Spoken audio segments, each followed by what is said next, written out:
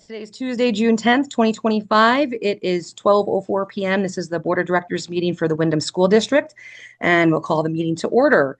First up is public comment. Are there folks here for public comment? Oh, Abby, can I just say a few things? Yes, please, Crystal. Crystal Corview, go ahead. I just want to give you guys an idea of what's been going on at the bottom of the hill. The kids had their prom. It was absolutely incredible. The boys actually learned a choreographed dance with one of our teachers, Mr. O'Donnell, and everybody had a fabulous time. Our varsity girls softball, we are headed to the championships. That game will be in Castleton. We don't have a date yet, but we are very, very excited.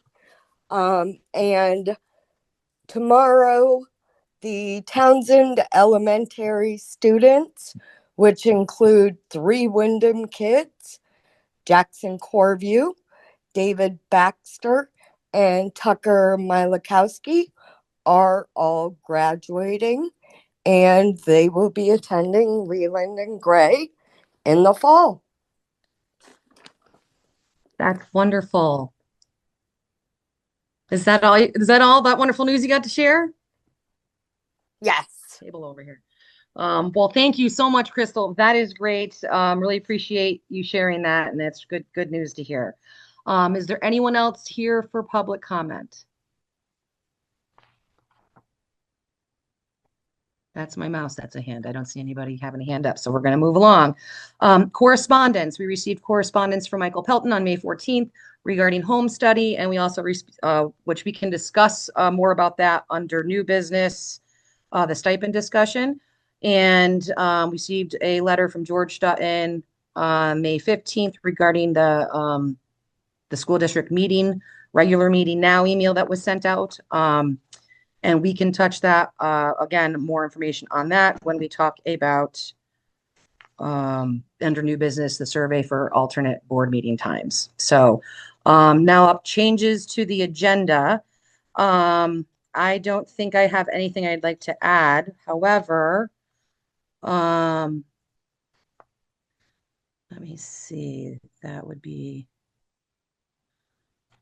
did we have so the letter to the West River District, which is under old business, maybe I might put that up and we'll just discuss that briefly before we get into transportation under new business. So we'll just kind of move that up there if that's okay for everybody. Does that work? All right. Other than that, does anyone else have any other changes or addition that they'd like to put onto the agenda?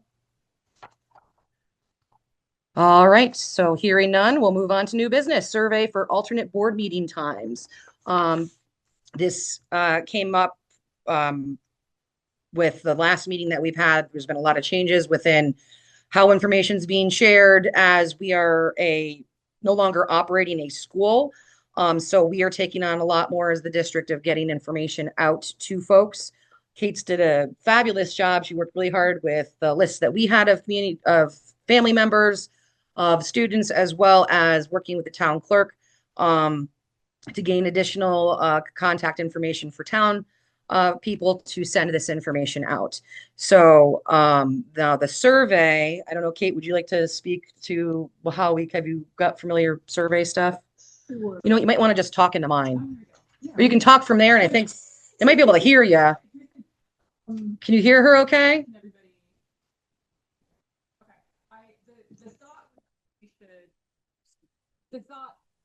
I can't hear. There was feedback that the meeting time was not going to, it was just a hard one for parents and anybody with a work day. So the thought was that if we could just send out a survey and reevaluate when we meet and see what might work for everybody, that would be a kindness to the community to extend and try to up our attendance level based on other schedules. Which I think is very reasonable. What I would like to add to that is, we had received the email from George, and George, as a second term select board member, knows that he's been to many reorganization meetings where that's typically the time that that is decided upon, is at that reorg meeting. But however, if it is not a time that's working, we definitely will be flexible. So, but generally, my understanding, Bob, correct me if I'm wrong, but that reorg meeting kind of sets the pace for the regular meetings for the rest of the year, and that's what we kind of try to stick to. And that's the time that that's done. But as we mentioned, we're gonna put a survey out and see if other times are more applicable for folks that would like to attend in person. My take on the regular meetings going forward, the spiciest probably conversation that'll be coming up will be transportation. The rest is tuition and bill pay, and it's going to be very simple and not a lot of, I don't know about really debatable topics. So with that, somebody need to let in? Okay. Did So you want me with to answer that, Abby? You asked the question of me. if that is correct, that the reorg is typically when it's Typically the set. reorg, yeah, typically the reorg is where you set that up, but boards can certainly change that whenever they wish at a publicly warned meeting with that on the agenda. Yep. Yes, and we did do that in the fall. We had it at 6 o'clock. We tried a different day. We went to 4 o'clock. And then the idea was at the reorg that maybe it would be best during lunchtime because public comments first up generally in the queue of the agenda. If people were able to get a lunch break, that might be less intrusive on families' times and people's times to join. But if the feedback we're getting is not that, we're willing to explore more. So that's where we're gonna kind of take that. And I think, do you have experience with doing the survey stuff? So expect a survey to be coming out to folks about what that would look like with alternate meeting times. And we'll take that feedback when at our next meeting. Yes, Bob.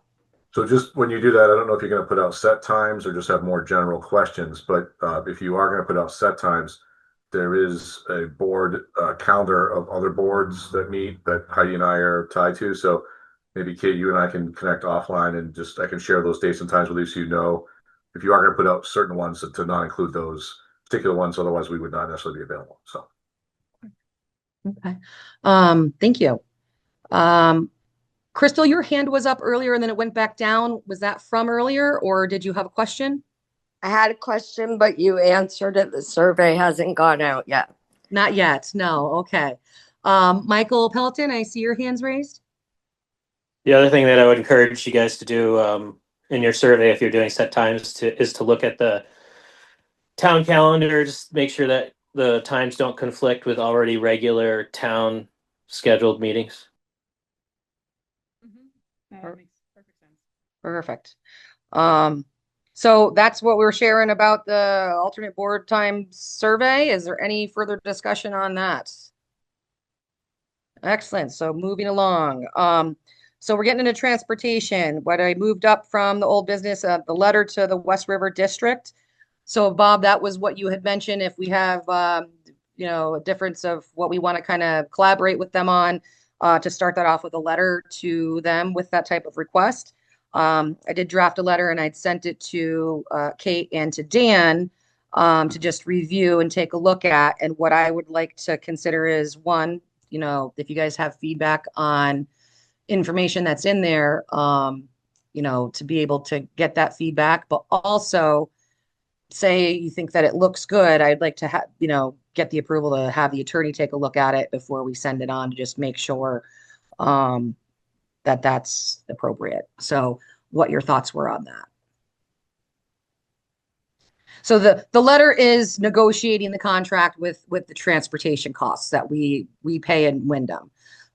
So it's something we have to continue to discuss and figure out how we can make it continue to work and work well for everybody.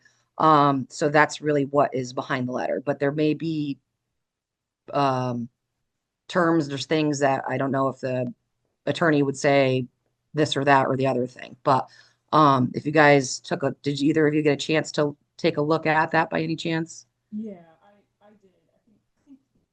I haven't had a chance yet. You haven't had a chance? But I think you just sent it, right? I'll take a look at it now. Yeah, it's not super long. Michael, do you have a question? I was wondering if you might be able to read it for the record, just Yeah, so the general public can hear it. I agree with that. Yeah, maybe share screen and just read through it. That would have to be a Kate thing because I am kicked out of my email. I think the computer rebooted before I got on here today. So all my stuff isn't open like it was when I left the house.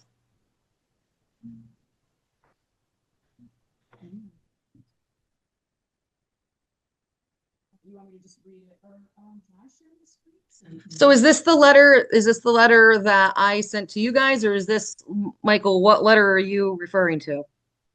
Yeah, the letter that you drafted for the West River District that you're talking about. Yes. So the concern I have, I can read it, but I do want to, because there could be negotiation pieces in there that I don't know if the attorney would advise differently on. I'm not sure if we should be sharing that just yet until we kind of have his blessing. So if that makes sense to folks, because I just want to, it's data that's come off of our own budget. There's nothing in here that's not, but it gets into kind of like key financial. Let me scroll down on your thing.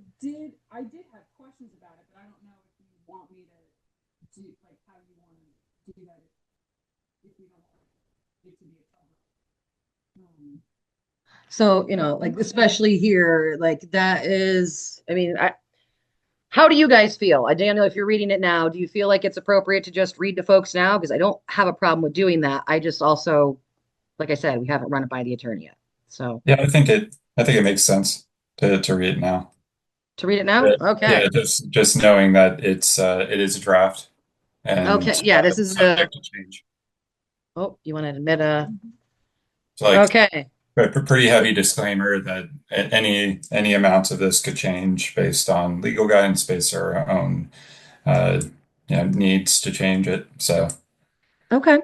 So, dear members of the West River School District Board, we are writing on behalf of the Windham School District Board to formally request a meeting to renegotiate the current transportation reimbursement arrangement between our districts. As it stands, Windham provides transportation for students attending Leland and Gray for high school and middle school. These services are the responsibility of your district, not ours. Windham is a non-operating district and is under no statutory obligation to provide student transportation. Okay. yeah, Where did I lost my spots? Nevertheless, we have voluntarily continued to do so to support continuity for our students. However, the financial inequity in the current reimbursement model has become untenable. Despite providing comprehensive transportation services, including vehicle maintenance, insurance, driver stipends, fuel, and capital replacement, we receive only $7,800 annually from your district, a figure that does not come close to covering our actual expenses related to the transportation of the West River District students. So key financial realities in fiscal year 25, transportation costs are projected at $45,039. The historical $7,800 reimbursement was calculated using a now unsupported verbal agreement whose terms are undocumented and misaligned with the actual service levels and costs. Our analysis shows that a reasonable full cost lease equivalent would be $34,424 with a 50% share. Roughly half of the students are from your district at $17,202. We also remind you that our taxpayers already contribute to the funding of your schools through tuition payments and broader tax structures. The current arrangement effectively doubles the financial burden on Windham residents, who are both paying for and providing a service your district would otherwise have to deliver directly. Our position, thank you, while Windham remains willing to collaborate in a spirit of inter-district cooperation, we must act in the interest of our fiscal responsibility. We propose that the transportation reimbursement be recalculated at a cost-sharing model based on actual transportation expenditures, including maintenance, salaries, insurance, and depreciation, a per student allocation based on usage, and a shared responsibility for vehicle replacement. Should we be unable to reach a fair and updated agreement, the Windham School Board will need to reevaluate whether it's feasibly appropriate for us to continue providing transportation beyond our statutory obligations. We request that this matter be added to the agenda for the next West River District meeting, and we are open to working with the supervisory union to facilitate discussions. Transparency, equity, and sustainability must guide our shared approach to student support. Respectfully, the Windham School District Board. And I would like to also now, with Crystal on the phone here, after this is either approved by the attorney and whatnot, if you would even have interest in having your name added as well. It's just it's the next piece we have to kind of tackle to figure out on this journey of this school district board. So that's the letter, and it's just something we're going to be having to continue to talk about. Yes, Crystal, go ahead. So I'm speaking from a parent standpoint because I cannot speak as a board member from the West River on this matter.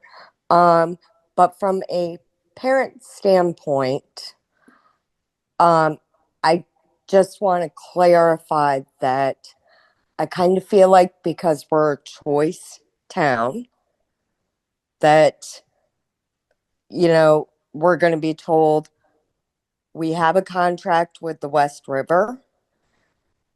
Children can be brought to the bottom of the hill. And I know some people are going to be like, oh my gosh, that is unfathomable. But there are several kids in the West River District who actually have to travel 3 to 4 miles to the nearest bus stop. So I'm not discouraging you from sending the letter, but I do want to point out, again, as a parent, not a board member, that because we're choice, we have a choice to go to the West River District. And even if we look at grades 7 and 8, where we are in a union, I believe the response would be, you know, we're not going to pay for a bus. Parents can take their children to that nearest bus stop. But that's just my opinion. Thank you, Crystal.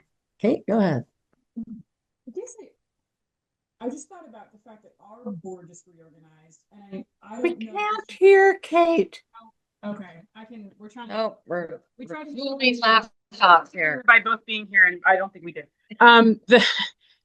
My thought is just that if this was a verbal agreement, I don't know when the verbal agreement was made, and it seems like the wording of that letter,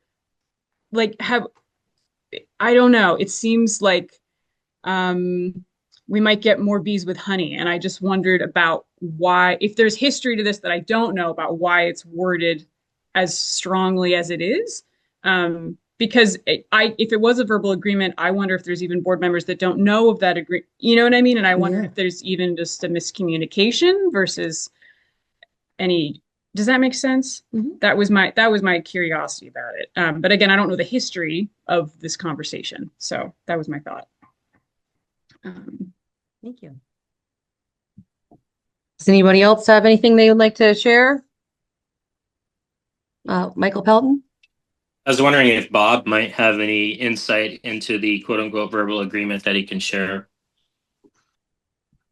The way I understand it is that at some point, Lori Garland created a formula based on mileage traveled, and it was a per mile rate, I believe. Heidi can confirm this. And that's where the $7,800 came from. And it has been in place for a number of years. I don't know exactly how long, but it certainly was put in place prior to the Windham District using that run for both transporting its elementary students of choice to Townsend and the secondary students, which are part of the West River Modified Unified. So, yeah, that sort of answers it, but not entirely. I don't know how long back it goes. Cord may know more about that than I do. or Heidi may have a date that it started, but I think it was based on a mileage assessment. So essentially, did you have more, Michael? Yeah, I would just like to point out that a number of years ago it was 11,000 and it was reduced to $7,800. When costs are continuing to go up, right? So that's the challenge that we're looking at, that we want to just make sure whatever agreement we have, that it's just transparent, clear, and that everyone's benefiting. So stay tuned for more on that. And I don't know what we can do. Like I said, is I can motion to send this off to the attorney for feedback. And then that way, if anything needs to be updated or changed, or from there we can forward it on. And that way that's likely not going to come about in their next meeting. So I'm sure that they probably took some time off as well, or will plan on taking some time off this summer. So that might not be till fall, but either way, it'll be a part of budget discussion. So it's just giving enough time to kind of create conversations around that. Yes, Bob. So just to add one more layer to this, so you also receive revenue from the state as a reimbursement for your expenses for transportation. If you are off putting some of your expenses, if you will, to West River in an agreement with them, your reimbursement amount would potentially go down as a result as well. So just so you understand that you make gate revenue here, but you might lose revenue here. So yeah, so how it all plays out will depend on how those things get signed. Excellent. Thank you. All right. So,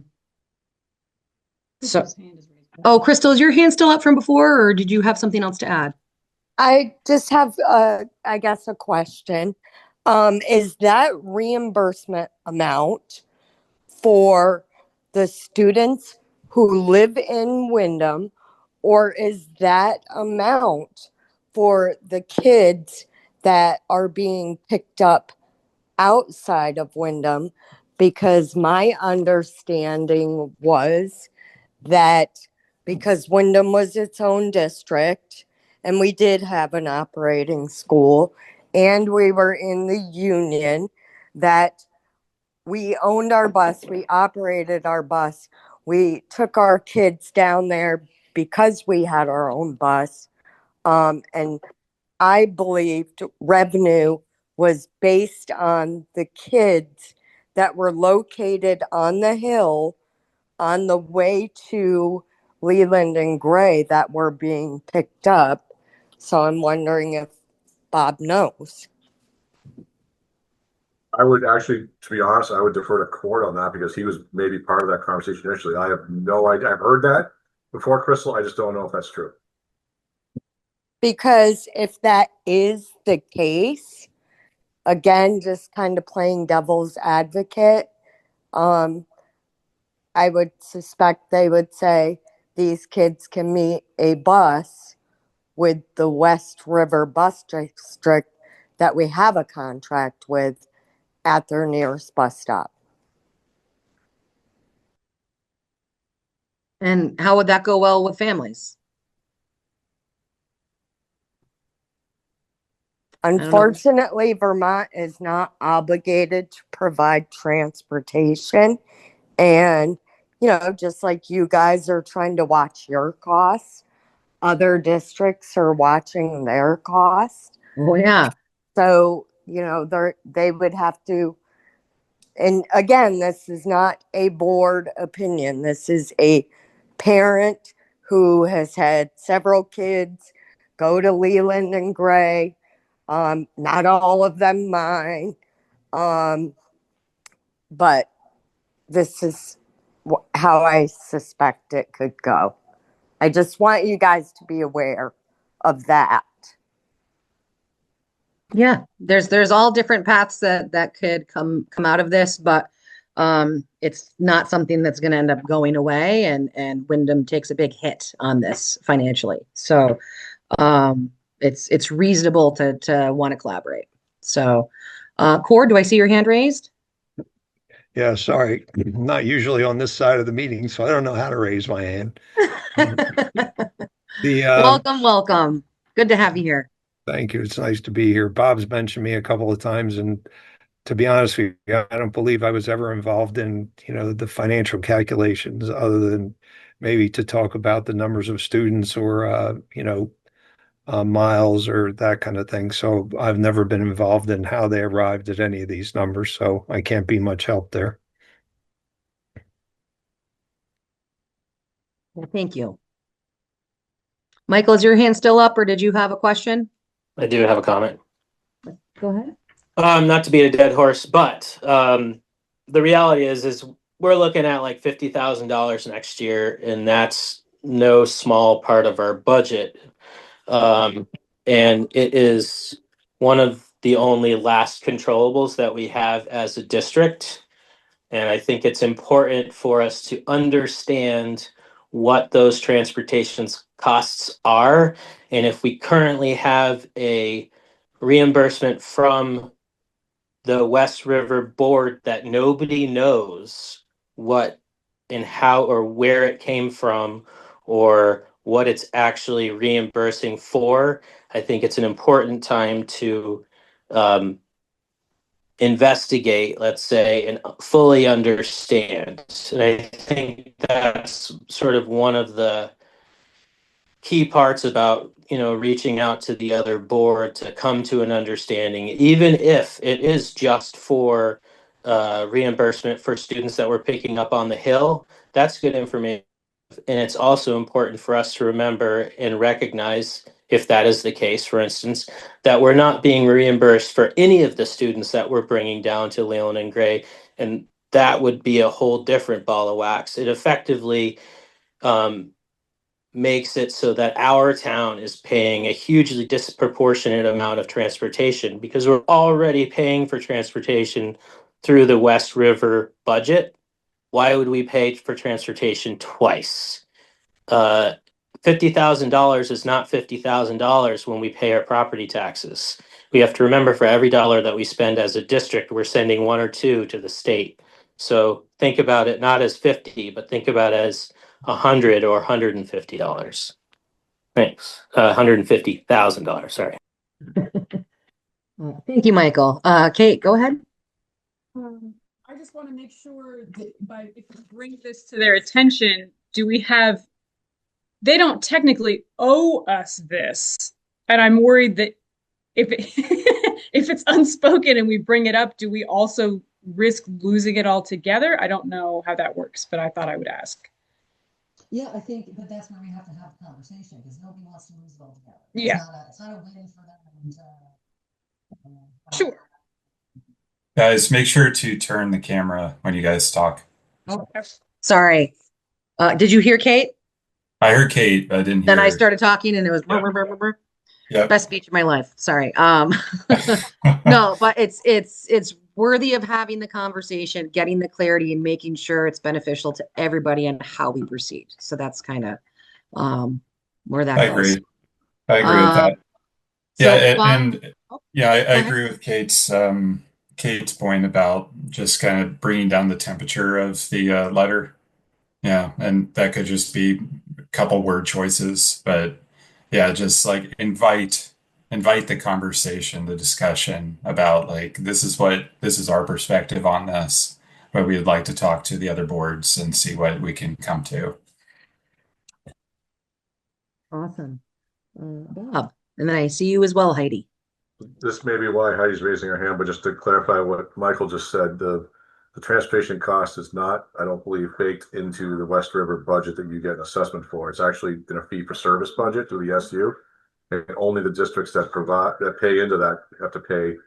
The only districts that receive that benefit have to pay into it. So I don't believe that Windham district has to pay into that transportation cost that West River is already charging. It's not baked into your assessment, I think. Heidi's nodding, so I assume that I'm right on that one. Go ahead, Heidi.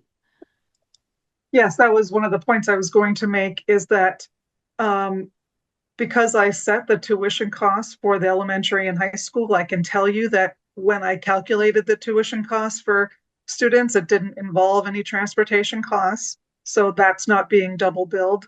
I can also tell you that you have budgeted for next year $43,000 for transportation costs out of a $506,000 budget. So it's less than 1% of your budget. So even getting it fully paid of that 43,000 is not going to do much of anything for your tax rate. Just want to clarify that. Also, if you have 11,500 or 12,000 that comes in from the state, as well as whatever you're getting from Leland and Gray. So right now the cost is closer to 20,000 that you are paying out for your transportation. Just wanted to get the financial numbers in there accurately. Okay, thank you. Thank you. Michael Pelton. I would assume that those numbers do not include any money that we would be setting aside and investing in the future for a new bus. So if you think correct. about a $90,000 investment for a new bus, for instance, rough number, I don't know what a bus costs, but let's say it's 90 grand. You can assume you'd probably be saving, if you were just going to buy a new one and then start saving again for another bus, you'd want to probably put away like $8,000 or $9,000 a year for a while. So you could just rough numbers add, $8,000-9,000 on top of your annual bus costs or transportation costs to think about those numbers. So if it's in fact 20 or closer to 20, then it would be closer to 30 if you included the reinvestment into a new bus. That's a good point. Thank you, Michael. Okay. Any further discussion regarding that? I definitely received the feedback. Definitely needs to be toned down. And I can definitely do that. So what we'll do is I will redraft it. If you guys, Daniel or Kate, have input that you want to see different, send it my way. We'll have the final draft, send it over to the attorney, make sure he's good with it, and then we can go from there. So I guess I could make a motion to do that. And so I move to have to send the finalized document to the attorney, who will then give us the feedback to go ahead and send it. That will probably be through email. So motion to allow me to send the email to the attorney, and he'll send the board the feedback, and we can then finalize and send the draft to the West River board. Just pending a revised treatment for board approval from me and Kate. Yes. Point of order, I think you want to do that in an open meeting. I think you want to bring back a revised version to approve in open meeting rather than approving a future version, which you don't have at this point. Would be my suggestion. That's a good point. So we could send it after next meeting. And yeah, and depending on, I'm going to jump ahead a little bit here, because at the towards the end of new business, we do have summer meeting break discussion. Yeah. Right. However, I do believe until we have some things finalized, we may have some special meetings that will be coming up. That is just the way it's going to be. But I think as far as the regular meetings, we may be able to have some of a break. But the special meetings that we will have will be relative to, this letter, and depending on how things kind of come out of legislation, it could be something different as well. So, so yes, we can have a special meeting. It'll be a quick meeting. Everyone will have the documentation, and we'll get that cleared and sent out. So that way they have it before they start building their budget. And we'll go from there. So back on to transportation. Michael, did your hand still up there? Yeah, it's about transportation costs.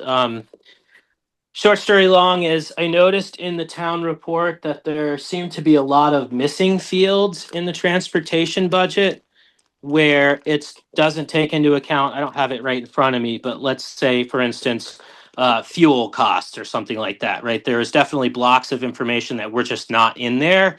And I'm wondering if it would be appropriate for Heidi to come up with those numbers so that you can maybe update the letter with accurate or more accurate information than is currently in the town report. Would that be something, Heidi, that you could help us with so we have most up-to-date info? Sure. Excuse me. Sure. I just have only gotten one bill for fuel. I've put out, Greg, I think, reached out to see if we could get a last fuel bill from the town. So I'm sort of waiting on that. So until I get that, I hate to give you an accurate amount.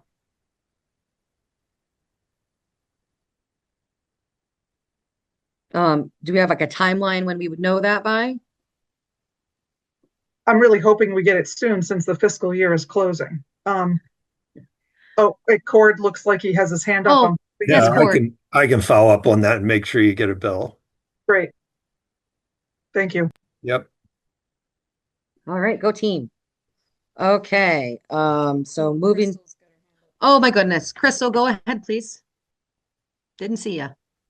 Just so you guys know, the next meeting for West River is August 11th. Correct, Bob? That's right, I think. Yeah. Wait, so point of order there. We haven't decided whether or not we're going to take the break.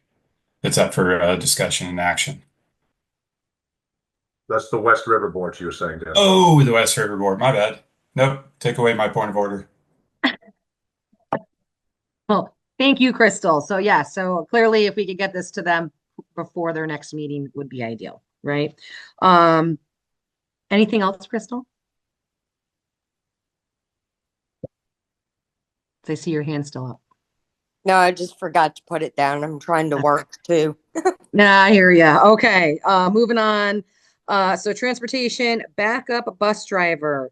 Where are we at with that, Bob? I know a few months back we were looking. Has anything come of that? Well, I can tell you that Greg's had conversations with the West River Transportation, and they at this time are not interested in expanding their operation at all, which would include having a backup driver. They're short, excuse me, of drivers as well. Dover had a down driver for a while, and there was a whole like team effort, including Marlboro and West River and a bunch of different people trying to help to pitch in to get Dover's transportation. So like bus drivers are in a significant shortage right now. I agree you guys should have one, a backup. I don't know, what Cord's long-term plans are, but yeah, I think it'd be wise if you guys didn't continue to transport that, we try to figure that out. We could certainly post for a backup driver and you could see what we get for applicants, if any.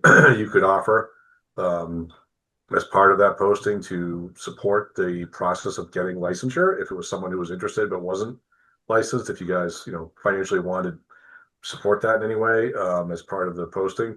So if you can give us the details of how you want to do that, what you're looking for, we can put together an ad and either put it in the newspaper or just put it online or whatever you guys are interested in. But I mean, Cord will tell you there's a shortage and there's it's a real problem statewide. So Yeah, just jumping in. I mean, yeah, go ahead, Cord. unless we can incent Michael to come back into the fold, Yeah, which I don't think asked him so. a number of times. I don't think so either. We Yeah. honestly, I spread the word as best I can to people that I think, especially people that I run into that may already have a CDL and just need to get the bus driver's endorsement. And it's it is hard to find people that are interested. So all I can say with that is, from my point of view, I'm happy to keep trying to spread the word, but so far I don't have any. I've had no success at all getting somebody to even be marginally interested. So now I'll have to go look, Bob, but I could have sworn a few meetings ago that there was an ad that was going to be put out. Did that not happen? Like, has there not been an ad out? It was just Greg talking with people? To be honest, I don't remember that, so I'd have to look back at my notes. I do know that Greg has had conversations with West River Transportation about lots of different things, and they were potentially even going to put in a bid in Dover for their job and chose not to. And so I don't know if Greg went beyond that. I'd have to ask him, but if he didn't, for sure, we can get something posted ASAP. Okay. So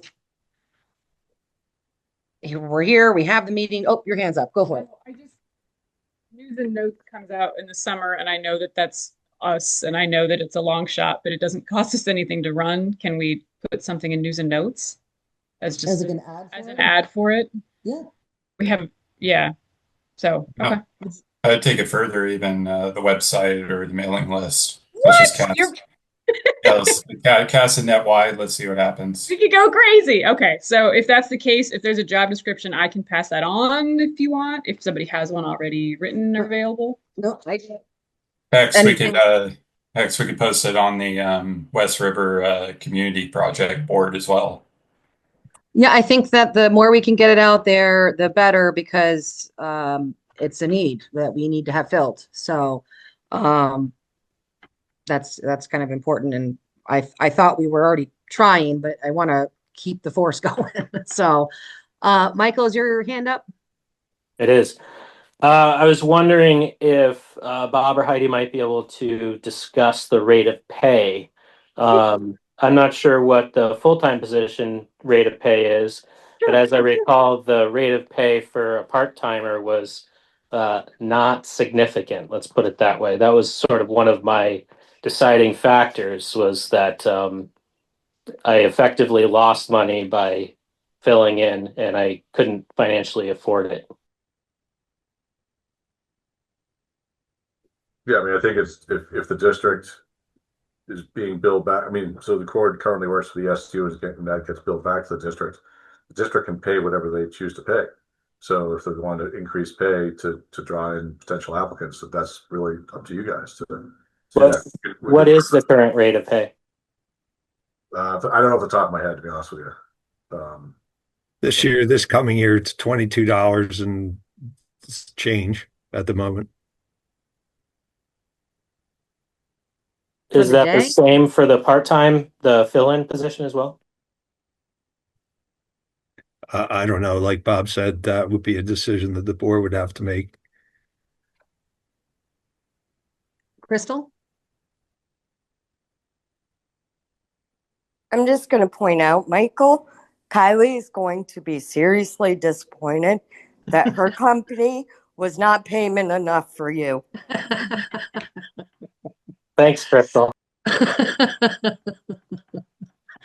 Oh, that's sweet. But yeah, you can blame me because I was the one saying, hey, we need more. So and Kylie's a doll, so we appreciate her.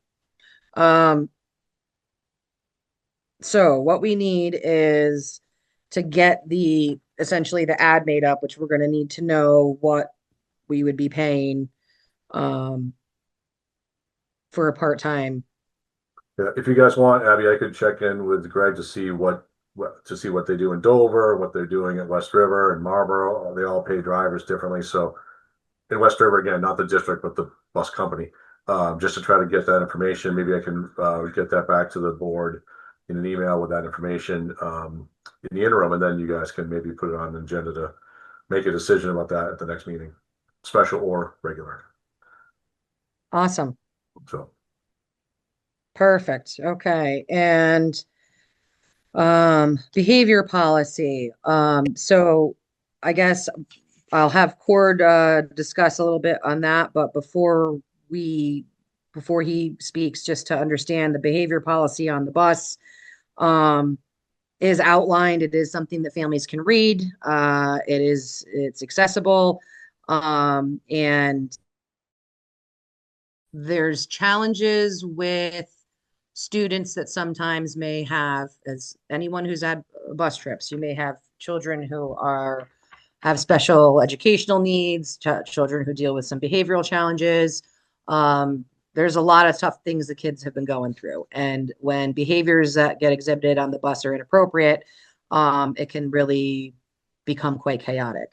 So just for families that, because I'm not sure, this has kind of not been in our wheelhouse so much as things that have taken place on the bus, but from my standpoint and knowing what it's like to have children that can act out and sometimes not be the nicest of individuals, there's sometimes supports that need to be put in place to set up better success for them. And I think that there's avenues for that. I don't know if there's any issue or not with some of the challenges that occurred on the bus, with potential supports being needed. And I think, maybe Court will be able to touch base on that. But as far as the expectations of behavior, it's a safety issue. The kids need to be safe.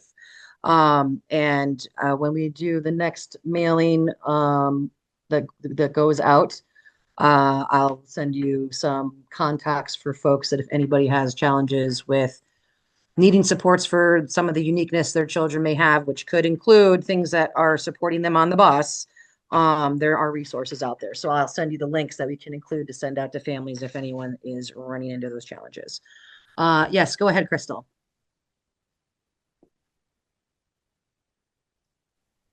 I can wait to ask my question if Court is going to speak to this matter. I can wait until he's done, and then I'll. Okay, so Court, if you'd like to go ahead and have the floor, sir, it's all yours. Okay.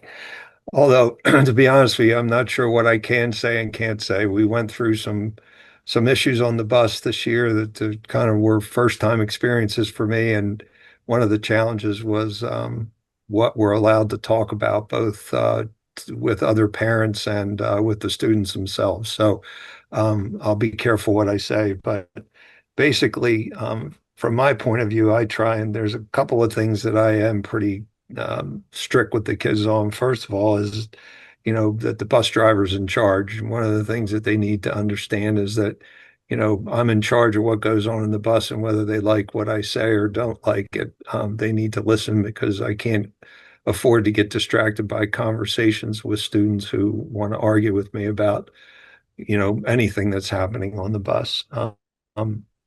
I'm not sure, to tell you the truth, of bus rules. Whatever bus rules we have, I need to see a copy of those too. I shouldn't probably say this, but I'm not intimately familiar with what our bus rules are, and obviously I should be. So if you can, make sure I get my hands on a copy of those, I would appreciate it. I'll bring up seat belts are an issue, and at this point, my kind of approach to that, not kind of, but my approach is that the elementary kids, school kids wear their seat belts, and I do pursue that, relatively rigorously. And whether you guys want to continue that or not, that's certainly, up to you.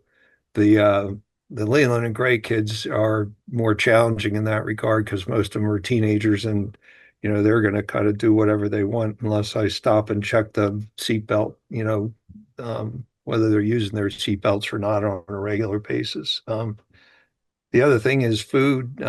I do push them not to eat on the bus. That's kind of twofold. One is you don't want kids choking and having that become an issue. The other is the mess that they leave. They're not necessarily very respectful in terms of trash or, crumbs or whatever. So I really do pursue not eating on the bus relatively, aggressively. Parents, my approach has always been with the bus to try and, deal with the kids myself, no matter what the behavior issues are. Most of them I've gotten to know over the years because they ride the bus regularly, and, we have a certain relationship, and they generally do listen to me. I've if I do have issues on the bus, I try and get parents involved, just to, of the students who might be a problem, and solicit their help if I can. And that over the years has traditionally worked pretty well. After that, if an issue becomes something that we're not getting under control, then I go to the school and get the principal involved, and that typically has solved things. This year we have had some challenges. This is where I don't know how far down this road I'm allowed to go, but without mentioning any names or anything, we have had some challenges this year. And but parents have gotten involved, and Bob got involved in the Randy, the principal down at Townsend Elementary, got involved, and Stephanie, I believe she's the social worker at the school, got involved, and they've all been helpful and have made a difference in the behavior issues that we happen to have this year, which were relatively challenging.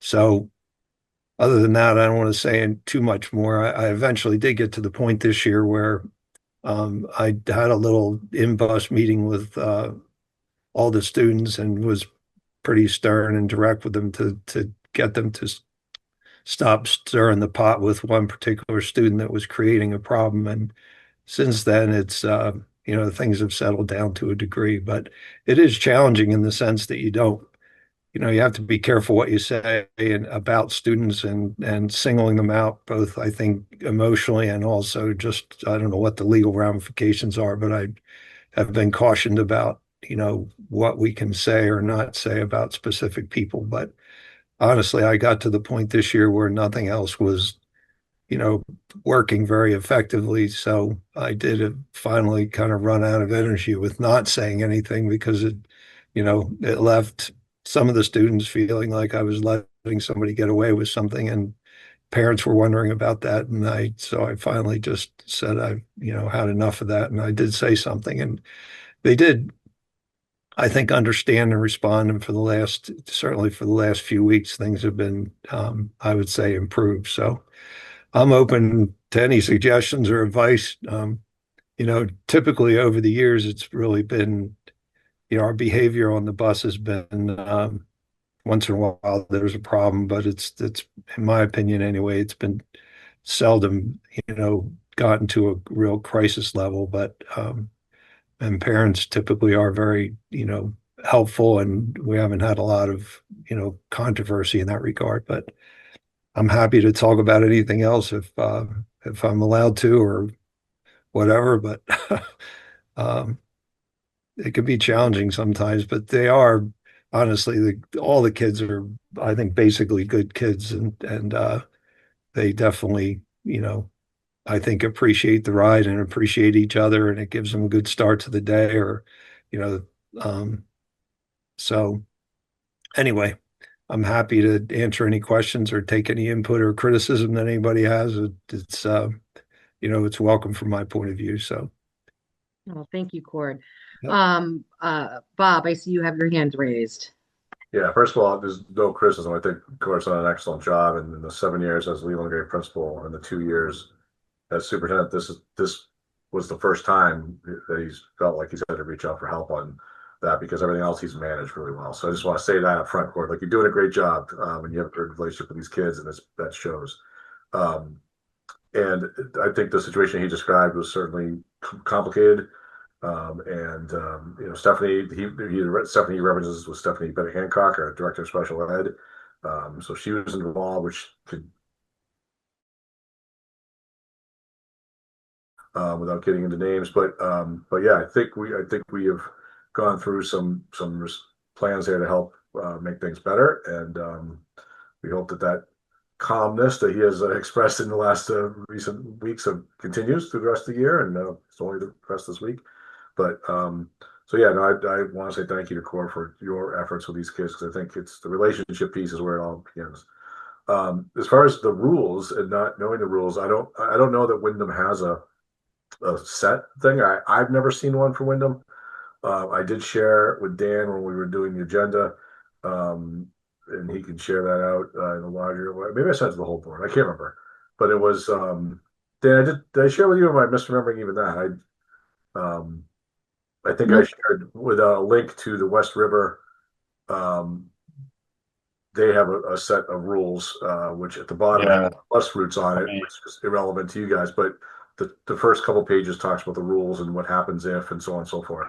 So if you guys don't have one and you want to adopt something like that, I would recommend that. I think it works. It does, have some onus on families if someone is removed from the bus for behavioral reasons, which I think is good to get buy-in from the families. But anyways, it would be something. I'm sure there was one at some point that maybe Mickey had years ago. I just don't Yeah, I remember having one because I gave it to each of the kids to look over, and I made them understand that that was the expectation for them when they were going on the bus, as well as everybody else. And I think that at one point, I don't know if it was going to get hung up in the bus or I definitely have it. So I'll find it and send it along as to And what Dan, was. and Dan can forward Yeah, one from Western. You guys can do what you want with it, but just for information. yeah, I'm looking for it. I don't see it, Bob. We got the correspondence, we got your cabinet report, but not the policy.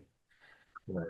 I will send it to the whole board then, and I'll include you in that, Core, just so you have it, but you can decide which set of rules you want to use, but this is just what they have. Excellent. Crystal, you have your hand up? So yes, there was bus rules. Um, Sarah Sarah Wonderly. She had created the bus rules list, which I do believe she used the West River bus transportation's policy to create that. We used to get it in the student handbook on the first day. I just want to say that this is actually the first year that I think we've had significant, like, whoa, I'm not putting my kid on that bus issues. Um, and it is unfortunate because, um, you know, the the problem is with somebody that has not been riding the bus forever. So I think most of our kids really appreciate Cord. They kind of see Cord as like their surrogate grandfather. Um, so I can tell Cord, and I don't know if this is helpful, but the parents are paying attention. We are going to the principal and saying, look, this is what's happening on the bus. Please support Cord. Because Cord is right. He never says anything to anybody. When my kids are doing something wrong, it usually comes from their tattletale sibling to throw them under the bus. So the fact that this year Cord seems upset and stressed out and actually has to be vocal, like a lot of us parents are very concerned about what this situation has done to Cord. And that's it. Oh, and I know it's happening because my children actually have made videos of it. Well, thanks, Crystal. I'll jump in. That's nice. Those are nice words, and I appreciate that. And it's I'm doing okay. I have 10 grandchildren, so most of this stuff isn't necessarily new behavior to me. It's just what to do about it is sometimes challenging. Like I said, with I guess this year it's been challenging for me to some degree because of my concerns about what I'm allowed to say and not say. So what I might say to my own grandkids outside of the bus, I haven't at least felt enabled to do on the bus to some degree. So, but in the end, it's worked out okay. Stephanie was a big help. Bob's been a help, and the parents have been helpful too. I know that, like you said, kids were, commenting to their parents, and that gets back and affects other kids too. So, thanks for your words, Crystal, and thanks for the help from everybody. And hopefully, in the last few days, we won't have any more problems. Awesome. Sounds great. Well, appreciate all the effort involved with that, with everyone. Um, Definitely, that's an important trip first thing in the morning for all the students. So try to keep that as smooth as we can. And so we'll get that sent around for behavior policy. We'll figure that out. I guess we can move on to the stipend discussion if anyone else has anything they want to talk about transportation still. Okay, moving on. So the stipend discussion. So this was correspondence that had been received from Michael Pelton back in May. I guess I can read this. This is probably a doozy one, isn't it? How do the school's down? There we go. Oh, Okay. Dear members of the Windham School Board, as a Hold on. resident. Hold on, I'm gonna share. Oh, thanks, Dan. Absolutely. Yeah, so this is up in the drive. You should be able to click the link for the correspondence uh, through the agenda that was posted. So you should be able to get straight to it. Anyways, good. All right. So, as a resident of Windham and committed participant in its education legacy, I write today to request that the board consider a modest but meaningful stipend for families who homeschool their children, aligned with Windham's longstanding support for educational and local empowerment. Windham's commitment to educational freedom. Windham has a proud history of valuing education and family autonomy. Currently, our district pays tuition for students attending public or approved independent schools, provides a $1,000 transportation stipend to families whose children attend schools other than Townsend or Leland and Gray. These policies recognize that families should have the right to choose the best educational fit for their children, and that such choices often come with financial sacrifice. However, one group remains unsupported under this framework: homeschooling families. Homeschooling is a legitimate, costly educational path. Homeschooling is not cost-free or a private alternative. It is an educational choice that comes with real, measurable expenses. National and regional data show that curriculum and textbooks are between $300 and $600, online courses and software between $100 and $500, co-ops, field trips, extracurriculars between $200 and $600, standardized testing and assessments between $50 and $100. So totally estimating around $700 to $1,800 plus. In Vermont, these costs are often higher in rural areas like Windham due to limited access to nearby co-ops and enrichment programs. An informal survey. Yeah. Hold on. I lost my spot again. I'm looking at two different. An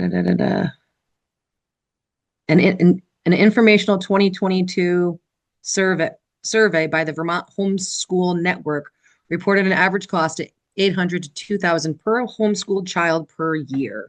Homeschooling families receive no district support. Despite choosing an educational path that saves the district thousands in tuition payments, averaging $18,000 per pupil for public or independent schools, homeschool families receive no direct support from Windham.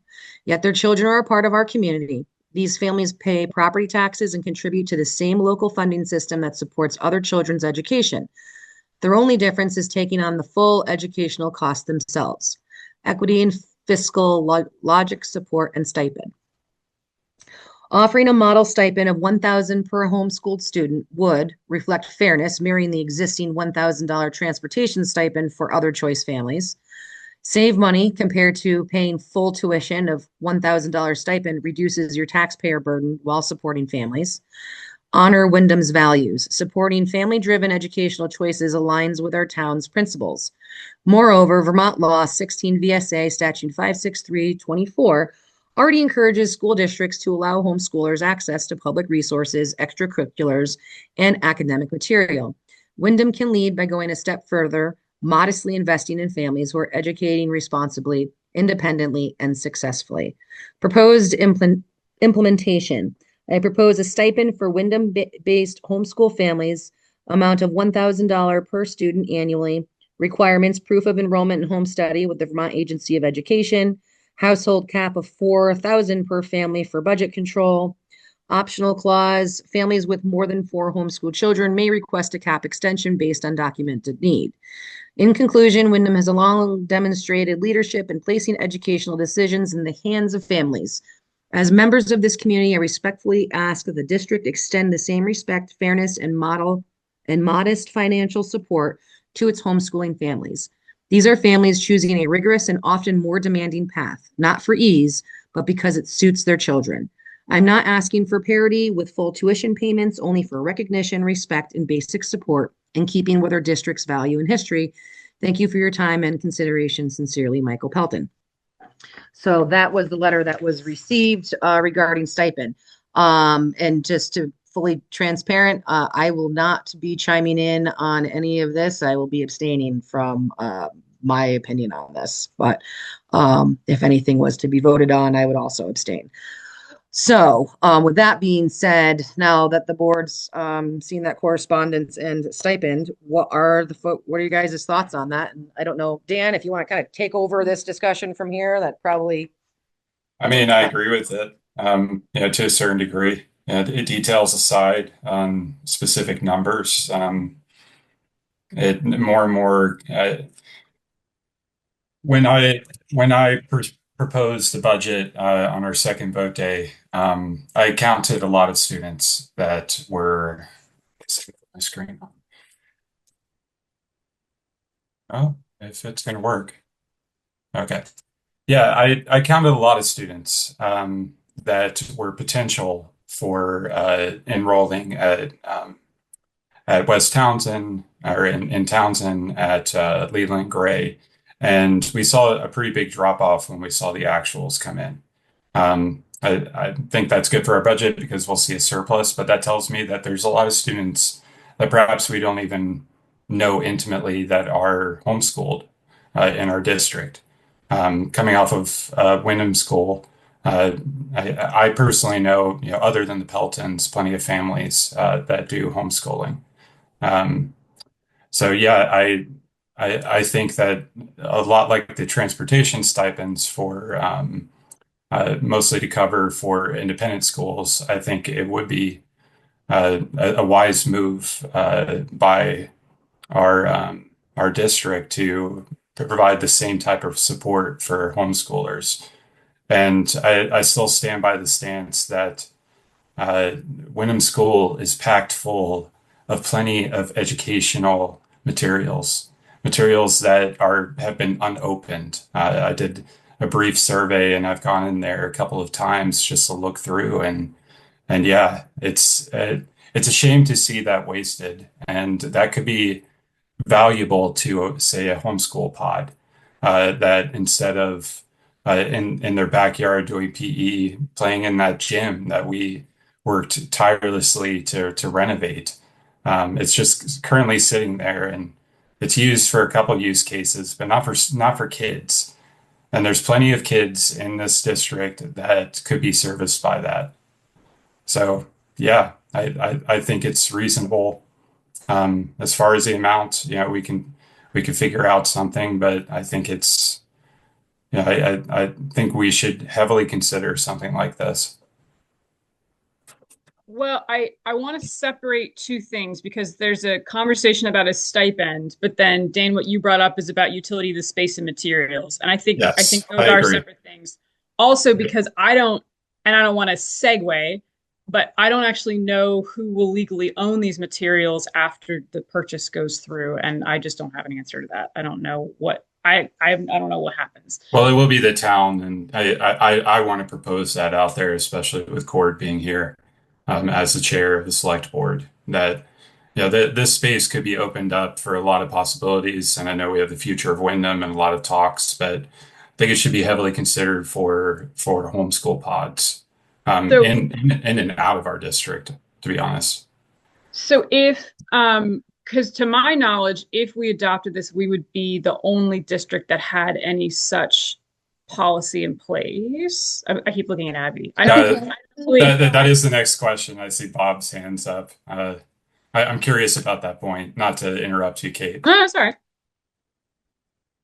But Bob, would you mind giving us a little bit of history or what you know of something like this? Yeah, I think this is well, I understand sort of the equanimity of the approach of this and the principle of it, and the independence that Wyndham is certainly steeped in. I think it's a bad idea financially. I think it's a bad idea policy wise. The state system is set up intentionally in a direction where the state does not provide any money to districts for kids who are not enrolled in the district. So, you get ADM counts for kids who, in your case, who are tuitioned elsewhere, or members of the West River Modified Unified, because there's an expense that the state has determined that they know what it is. And so You get that ADM account and is waiting and so on and so forth. That could all change with the foundation formula. But there's no money to schools or districts for home study kids, nor are there monies sent to families from the state. So clearly there's an intentional thinking by the state around this. This is not just a district one-off, that there's an intentionality under legislation around this.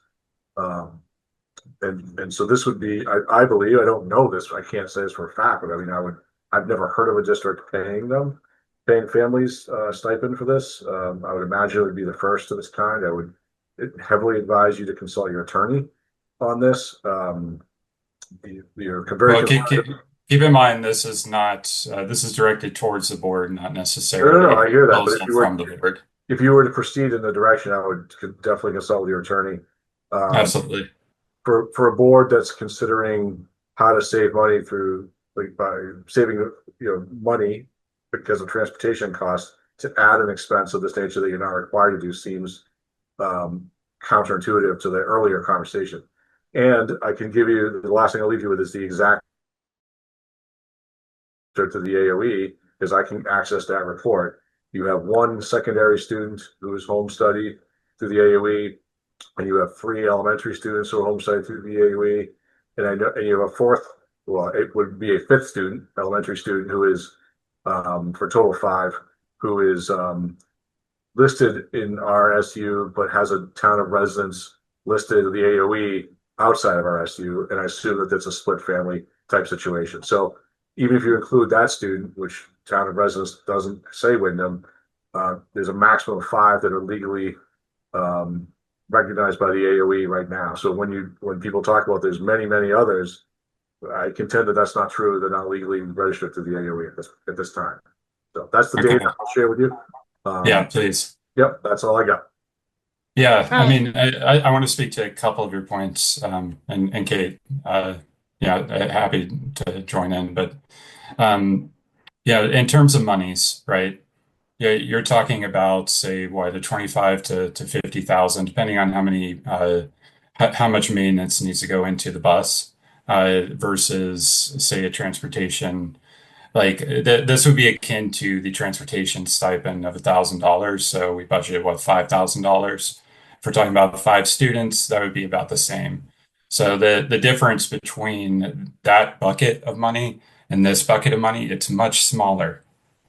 So I just want to keep that in mind. Yeah, Not that we're I'm speaking about- advocating necessarily to push forward a unprecedented proposal district-wide, but I wasn't talking about the actual dollar amounts, Dan. I was just talking about a board that is concerned about saving money in one hand and yet might consider doing something like this on the other hand. That's the part I was seeing the conflict with. It isn't about that's what I want. Yeah, and I just want to point out that this would be a drop in the bucket compared to that bigger bin of transportation monies that we're talking about. It would be significantly smaller. So, but yeah, I do hear you about there's been thinking about this legislatively, and I will say that legislative has not always been the best thinking in the past years in terms of budgets, in terms of how to operate the state-wide school system. But that said, I mean, it doesn't. It definitely hits me that there hasn't been anything like this before within districts. But I could see a future where there's more homeschool kids, and not necessarily because we offer money, but because they're abandoning a public education system. Well, That, I want to be cognizant of that divide could get bigger naturally happening. so it's a whew. All right. Yeah, So I know. I threw a lot at you. no, that's not it. I'm really torn on this because so the money that Wyndham pays into taxes to send kids to school is under the acknowledgement that the programming is kind of above Wyndham. We don't decide the programming. There's an opt-in. Kids go to a school, they learn these things. And so when you take it into context of homeschooling, how do I put this? I have concerns that because this town wouldn't have a clear, I don't know how to explain this. It's like I foresee issues with the conversation in the town that because a homeschool study is off of their controlled radar, that then there's a conversation about funds going to something that they don't have any ability to change. It feels very sticky, and I'm guessing it feels that way because it is. And the wording of this letter, I have no disrespect. This is about me trying to understand something. And I will say that if there's this much, if there's nobody else that does this, it's worth the time to understand why nobody else does this, or if other people have considered it and not adopted it. So I feel like there's more information that I need. I also don't know if it's something that we can take process-wise. I don't know, do we take this to a town, like it goes in the budget and then we vote on it at the next town meeting? Is that accurate? This isn't something that we would decide as a board and then, or is it?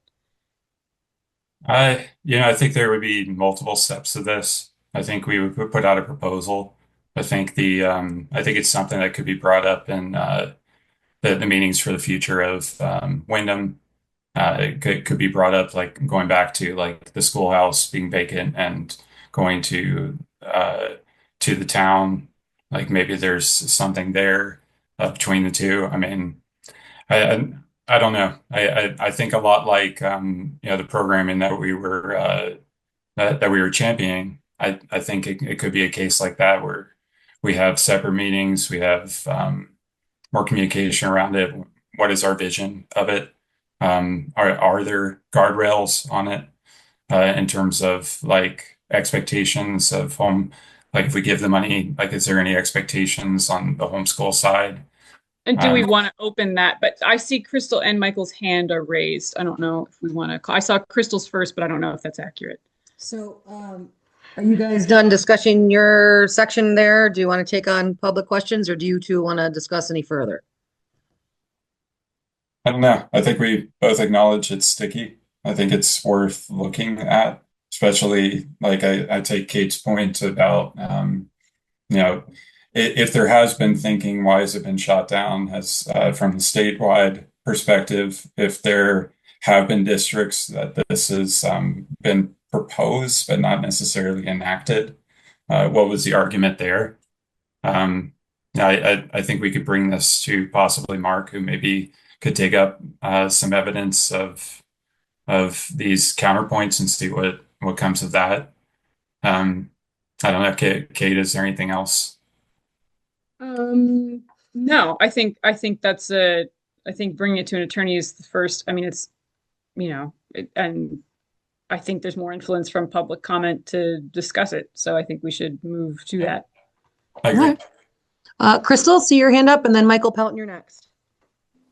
So, I mean, of course, again, parent, here's my concern is in the first part of the meeting, I heard you guys discuss the transportation of students who are enrolled.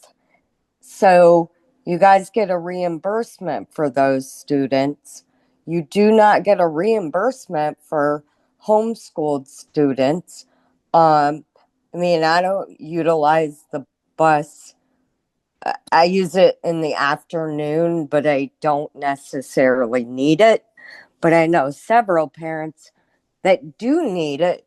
And I just have a lot of concern that you're talking about possibly not funding your bus that transports children you get money for, but then saying, let's reimburse homeschooled students that you get no reimbursement for. I applaud homeschool. It's hard. I wouldn't do it on my life. But at the same time, our town gets no reimbursement. And that's it. Okay, thank you. Michael, you'll be next. I'll just say to that, Crystal, they don't get reimbursement, but they're saving per student $18,000 by taking them as a home student. So that's a major save for the town. To give a little kickback is, I think, what was brought up. But Michael, you are next, so go ahead and you have the floor. I was just going to say, I know you sounds like there's some concerns about like the let's call it curriculum. Right now, the town of Windham and the district of Windham School Board has zero control over any of the programming that is received by its students. The kids that go to the public school, their curriculum is dictated by what that school is doing or choosing to do and obligated to do in some cases. And then the parents that send their kids to private school, they make a choice and determine that curriculum is correct. The district has no control over that curriculum package. In terms of the homeschoolers, the homeschool parents are also making a choice about what their curriculum looks like based on the requirements that the AOE is demanding of them. They're enrolled. Clearly, there's no reimbursement for the town, but they are enrolled. Uh-oh. Nope, There it there is. he is. There it We is, lost you, Michael. And you're muted. Okay, as I was saying, the parents who choose to do homeschool are adopting a curriculum based on what they believe their needs are, and also based on what the requirements are by the state.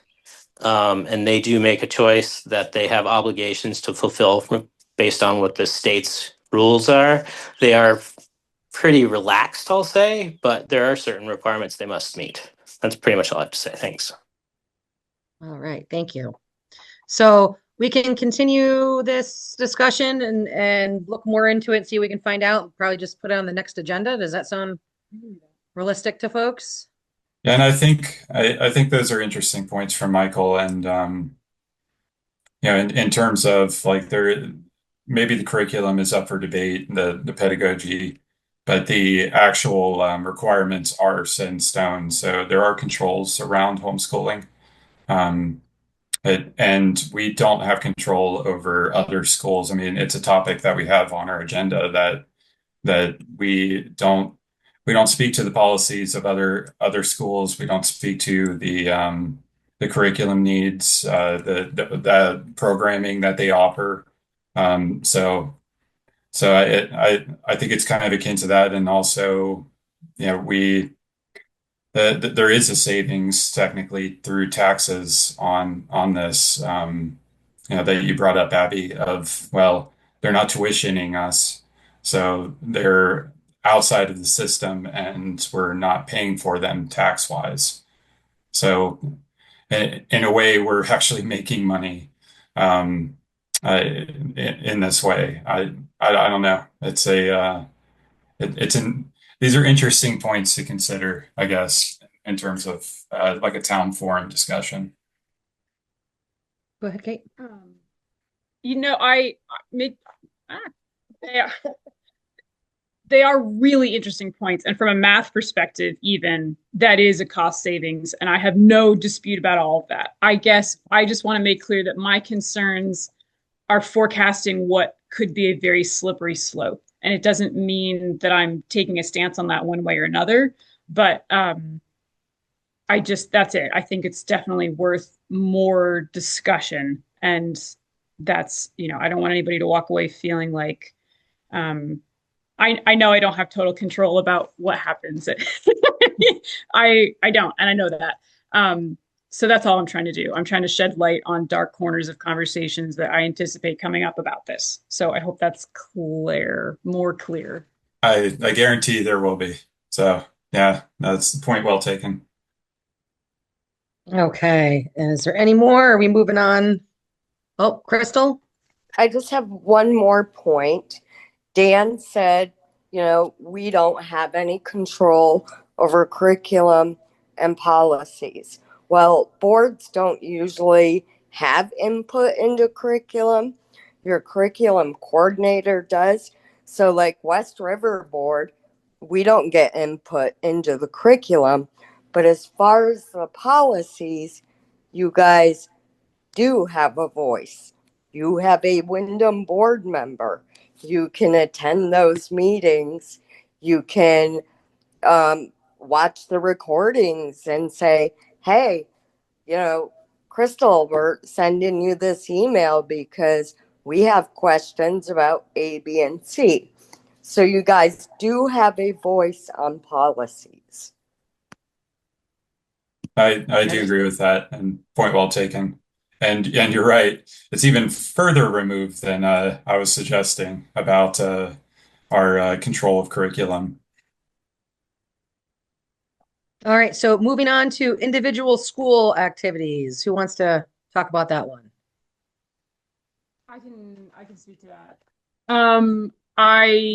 There was a conversation with a parent that I had that they were concerned that there were school clubs that their child had access to that they could sign up for without parent consent.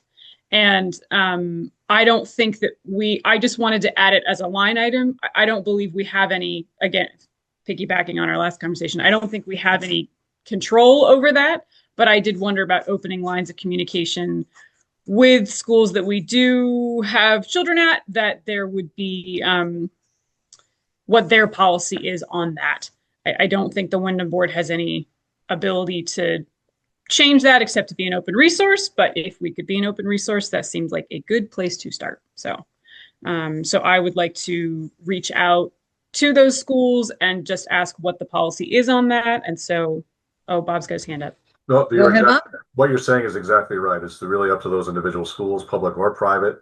And the best thing a parent can do, and the best thing you can do, is to push parents towards those schools through their principals and up chains of command if they don't get satisfied with that, whatever that structure may be, to whichever school it is. But yeah, it really has to go to that level. You guys, as a non-operating district, don't really have that sort of control over what the schools you're saying kids to do. So that's the downside of it, of not operating. But the good news is you don't have to worry about the headaches of it either. You can just kind of pass on. But yeah, families should be encouraged to reach out to those administrators. And I think that, well, never mind. I don't need to get into that. Crystal, go ahead. I'm just going to say, as a parent with a kid at Townsend School, everything the boys do, we actually have to pretty much sign a permission form for them to do it.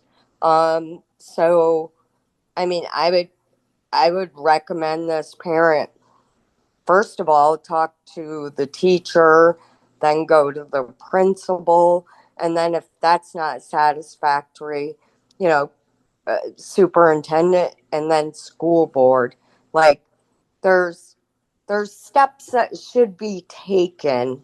You always start with the teacher, then you go to the principal, superintendent, then the board. One of the things, thank you, Crystal.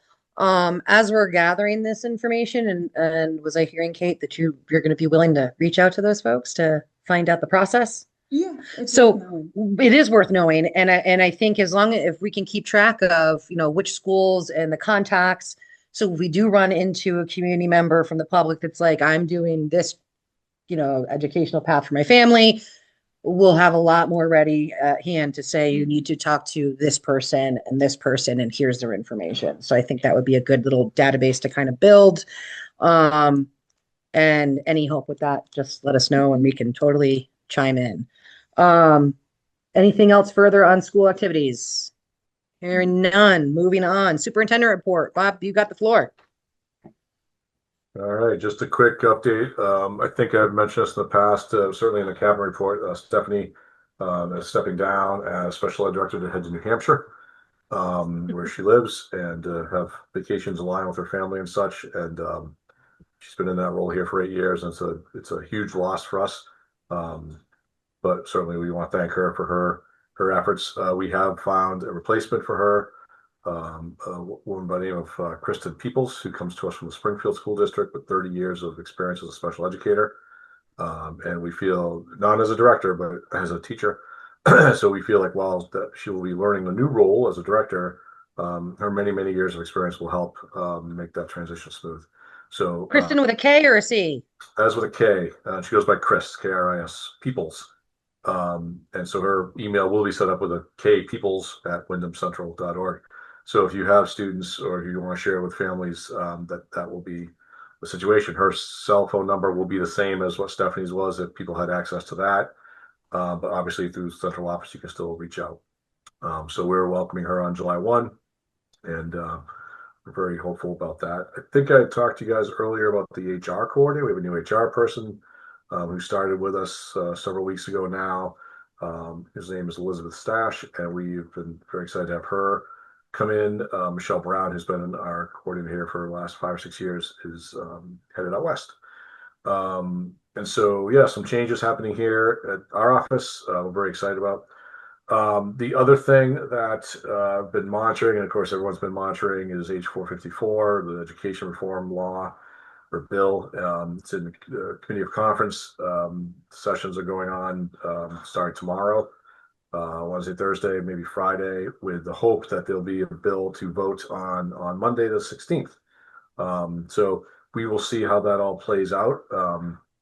At this point, it seems to be closer to some merging of the House version and the governor's version than it would be to the Senate version.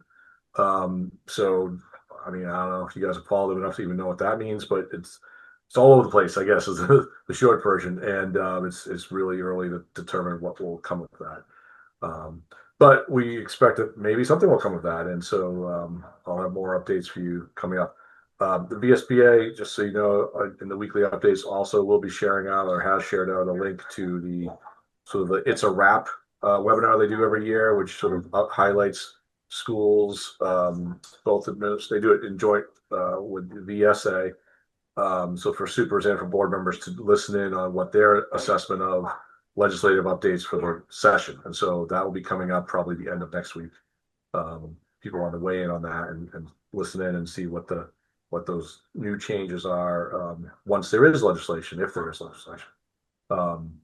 So that's kind of the update for me at this point. I can only tell you that there's still lots of conversation about modeling if they go to a foundation formula. Lots of discussion modeling by the Joint Fiscal Office. The most recent one that I saw, which is not recent, but most recent one I saw had modeling such that every district in RSU was losing money, with the exception of Stratton, which was gaining money, which made no sense to me whatsoever, based on their situation. But everybody else was taking a little bit of a hit, at least some bigger than others. So yeah, if the foundation formula plays itself out and that modeling is the one that they use, then things are going to get really interesting. So, and even for you guys who your budget is basically tuition, right? There isn't really anything else, right? Board expenses and tuition. If you have a reduction in revenue coming in to do that, how does that work? So anyway, we'll get to the bottom of all this, I hope, in the next couple of weeks. But Heidi will have a lot to unpack as they roll this stuff out. So we're here to answer any questions along the way for you guys. But yeah, it's a weird time right now in public education. So. And one of the concerns, I think, and just correct me if I'm wrong, Bob, but when looking at the choice that there's towns that are looking to lose choice, we would be one of those towns. Well, so our name is not on the list to reserve choice. Well, it depends whether they come down with SUs or SDs, right? So if it end up with an SD, then choice would be limited and directed, right? I guess is the best way to say it. Yeah, not choice, but yeah. Right. Well, I mean, which changes what choice means, right? But if the SUs, like the Senate Ed version of SUs, would have some element of choice, because SUs would still exist in some form. So it depends where they end up on the governance structure piece, which of course will then drive what boards look like. Is there merging? Is there forced merging? Is there voluntary merging? Are there incentives to merge? Who are like groups that you would merge with? Like, yeah, lots of different things to come out of there. But choice is certainly one of the hot topics. Private school money is certainly a hot topic. The governance structure and big boards, not big boards, but big regions for boards versus like, local, what you guys have, very small type boards. So yeah, those are all things that are in the stew right now. And we'll see what happens. Excellent. Anybody have any questions for Bob? Oh, I'm sorry. I do have one. Well, no, I guess I have one other piece of information for you about your building, but you have a building update thing later, so I'll hit that then. Okay. I think that's what we're moving into, is the school building sale update. There's summer meeting break. Oh, well, you have summer. Oh, the summer meeting break. I got my pages all scribbled up here. So we're doing summer meeting break and then, okay. So, what were you guys' thoughts on months off here? I don't require that. Zoom Pro. is available. Okay. So I can, What's that, Dan? I said I'm pro. I know. I saw that on there and I went, oh, Dan made sure to get that added. Hey, it was Bob who reminded me. So all credit goes to Bob. It is traditional. A lot of the boards do take July off, and some obviously you still can have special meetings as the need fits. But that's been the situation.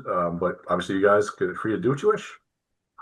So I'm assuming that the board has our next regular meeting in August, but to stay tuned for folks because, well, did I just say I was motioning? Poor Meredith. Motioning that we take July off. Did I second? Second. Okay, let's have some discussion. So we will likely still have special board meetings due to the pending sale of the school, anything that may come out of legislation that we may need to deal with. So that being said, those meetings may still occur. But as far as the regular run of the mill of the business, I think it's completely reasonable to not have that regular meeting in July, since we're probably going to be meeting other times. So any other discussion on that? Oh, Heidi, go ahead. I just wanted to bring up the payment of bills in July. Last year, we ran into paying some penalties because bills didn't get paid in July. I believe we gave you the our financial policies previously that show that boards can sign off on the DocuSign of paying bills in July and then in August can approve them formally at the meeting. But I just wanted to bring it up because I'd love to know what your plan would be. Check email, make sure that we get it. Can you hear us? Or it might be still muted. No. Can you hear us okay? Yep. There we go. My computer just died. We have a merger, so okay. Well, I'll move that out of the way. Sorry, Heidi. Could you repeat that again, please? I was just saying that last year, I think we had to pay some late penalty fees on bills that didn't get paid in July. And so I had provided a policy that in my financial manual policies that say that boards can choose to sign off in the DocuSign and then have a board meeting in August that approves those bills that allowed us to still pay in July if you don't have a meeting. So I'm just looking for direction from the board on if you decide not to have a board meeting in July, can we still move forward with paying your bills? Yes. I agree. Great, thanks. It would just mean signing the DocuSigns that get sent that one time of the month. Yep. Thanks. Seems reasonable. Okay. So any further discussion on the July being off? All those in favor say aye. Aye. Aye. Okay. So the next meeting will be our regular scheduled meeting will be in August. However, with, as Bob was just speaking about, everything that's kind of going on, there's a lot of stuff or information that may come up that this board will have special meetings. I'm hoping that through this meeting, you guys have understood the efforts the board's putting forward to have better, stronger outreach to our community in ways to get information, get people involved, because those special meetings are likely going to be more of the meetings that people may want to attend than the versus approving this tuition and that stuff going forward. But regardless, all of that stuff will be going out. So I think we should be good for that. So school building sale update. Is that what I'm moving on to now? And just as a reminder to you and Kate, a pay order 13 just came through today. So go ahead and check that and sign it. Okay. Yeah, they haven't gotten to that one yet on the agenda. Well, we're getting there. So the school building sale update. So there is a document that Cord needs to sign as well as I do. They're having to make some final tweaks on it. We were hoping to have that signed before this meeting today, but unfortunately it didn't happen. But as Cord can probably explain for himself, we're both kind of just waiting for the go ahead to go down and sign, and we'll be able to move forward. I think Kathy Edgerly I saw was on here. Is she still on, or did we lose Kathy? I'm here. I'm still here. So, and we could probably have a discussion of the what's possible Windham, what's coming up with that as well. But as far as the sale of the building, contracts have been made. We're just getting the actual correct finalized document so that the signatures can be done. And I imagine that piece will be done within the next few days, I'm hopeful. Yeah, that's all I can add to that. I was going to sign it and have it ready for tonight, and then B was helping me get all the I's dotted and T's crossed because she had to notarize it and noticed a couple of minor changes that needed to be made. So that should be, Bob Fisher was out of town and for a few days here, so we couldn't really review the questions with him. So that should be done this week, and I guess it'll be there. George and Michael voted to sign it and give me the authority to sign it for the select board. So that's what we're going to do as soon as it's ready, and then it'll be ready for you. Awesome. Yeah. And then I think after that, just so it's clear for Heidi, as far as you'll be looped in, we'll send that to you guys as well once that's been signed.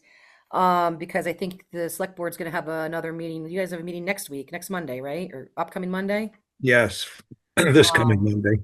So there'll be even more discussion as far as paying the bills and all that kind of stuff. I think will be more accurate once those signatures have taken place on the contract. So right, makes sense.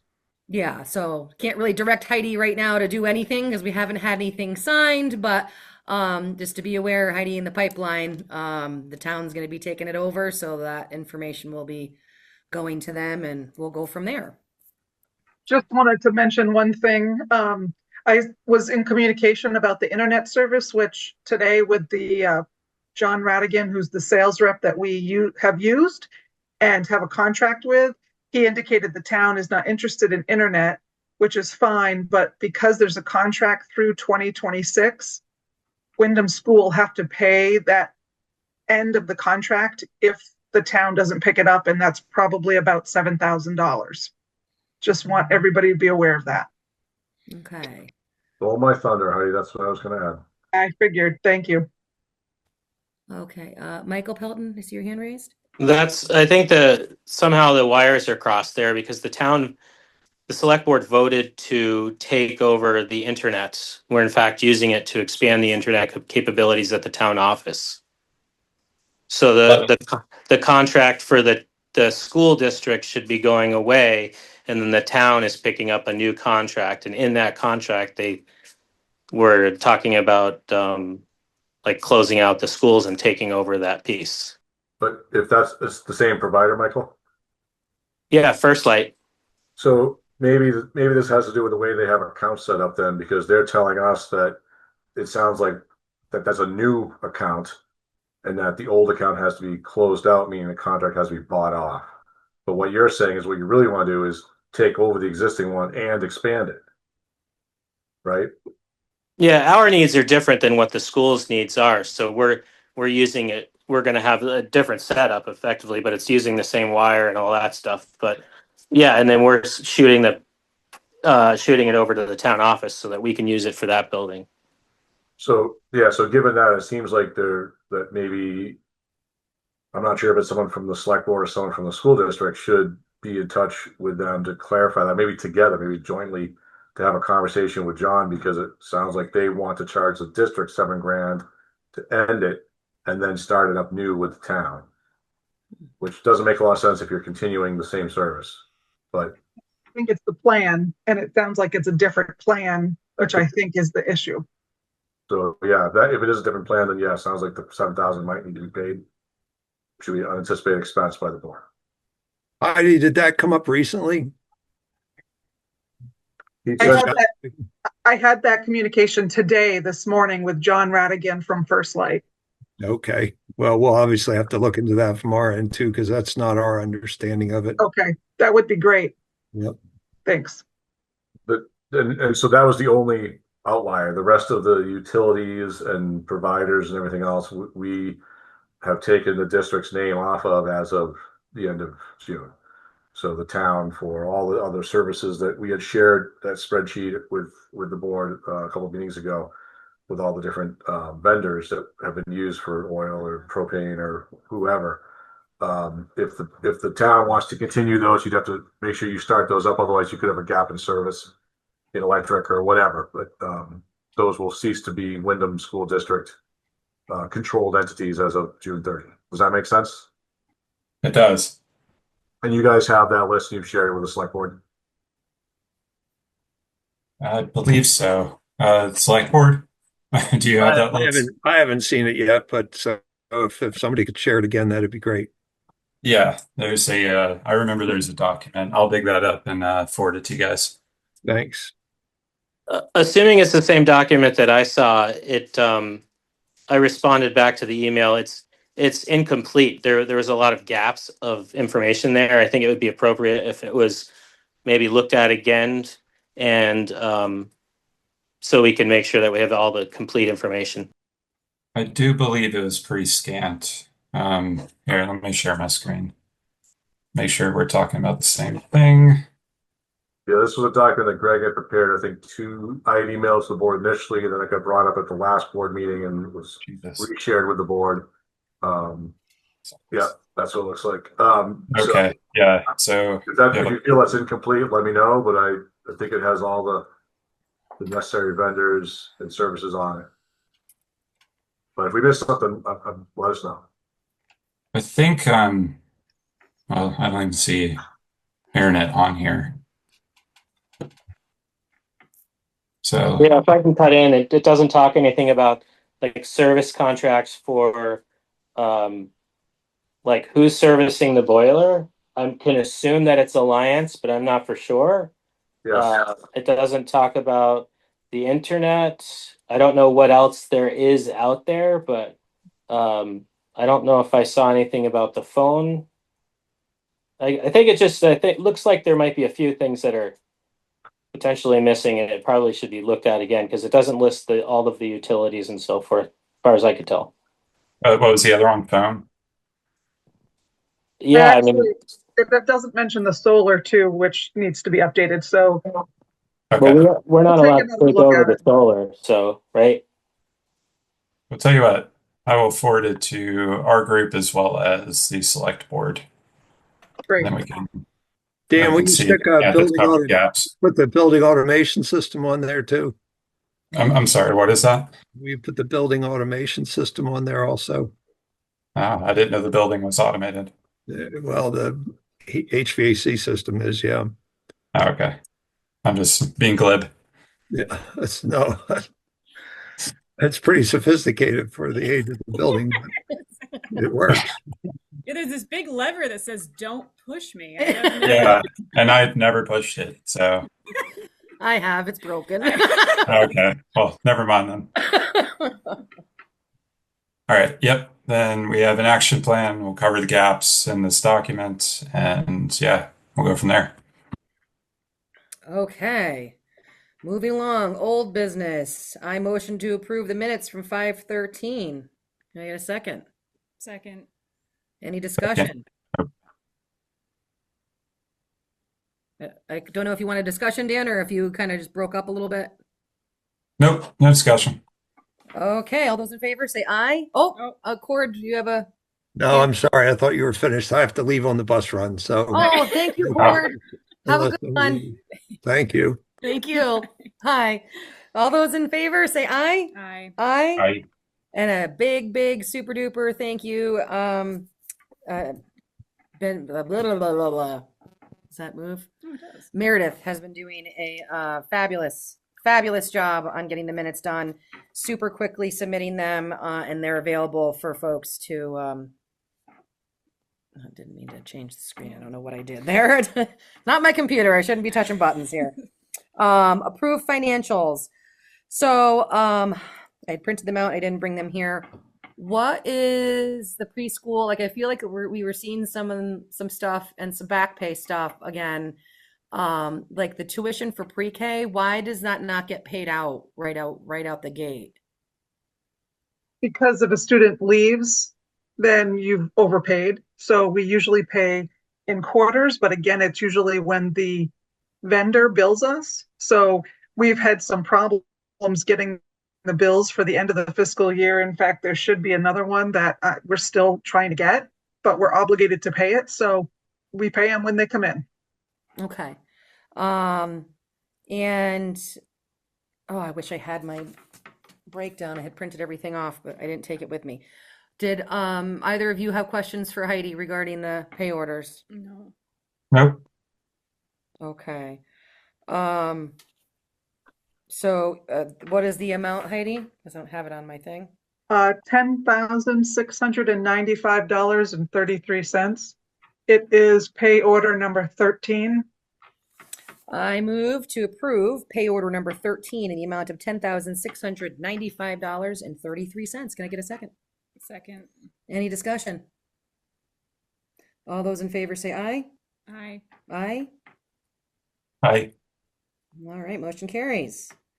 So that brings us to the end of our meeting today. Thank you all for coming. We will be trying to figure out which times are going to work best. Transportation is going to be one of the big items we're going to continue to talk about, as well as whatever legislation throws our way. So stay tuned. If you run into issues with getting information to us, we don't want that to be a problem. So we're going to continue to keep reaching out and getting as many people who want information shared with them on our list to be able to do so. Would anybody like to do the honors? I motion. Oh, go ahead, Kate. You do it. No, you. I'm going to motion to adjourn at, what time is it? It is 1:56 p.m. Thank you all so much and enjoy the sunshine that will someday get here. Bye. Thank you. Bye. Bye, guys.